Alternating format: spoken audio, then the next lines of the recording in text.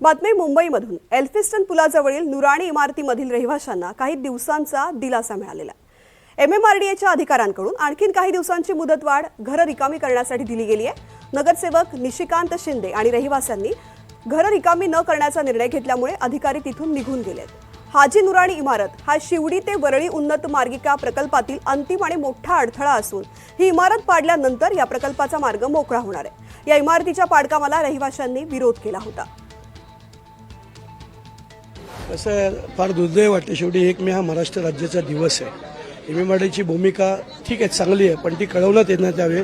काल संध्याकाळी माननीय MMRDAचे अधिकारी असतील, काल मी बजेटला होतो, महानगरपालिकेचं बजेट चालू आहे, पण शेवटी भूमिका स्पष्ट करताना लोकांना विश्वासात घेण्यात यावे होता, लोकांना विश्वास दिला पाहिजे होता। काही लोक ही चाळ मोडकळीस आलेली आहे, MMRDAच्या माध्यमातून या चाळीला स्थलांतरित करण्यात येत आहे।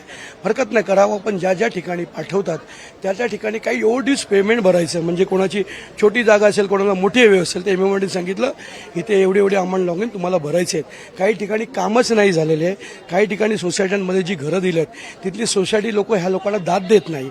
ह्या माध्यमातून कुठेतरी चांगलं काम करण्याचं काम MMRDAने करायला पाहिजे होतं, ते होत नाहीये। त्यामुळे असलेल्या ठिकाणात राहते लोक आहेत ती घरं सोडायला तयार नाहीत, कारण त्यांची भूमिकाच MMRDAची स्पष्ट झालेली नाही। पण ही 1 तारीख आजचा दिवस हा महाराष्ट्राचा हुतात्मा दिवस आणि महाराष्ट्र राज्याचा दिवस आहे।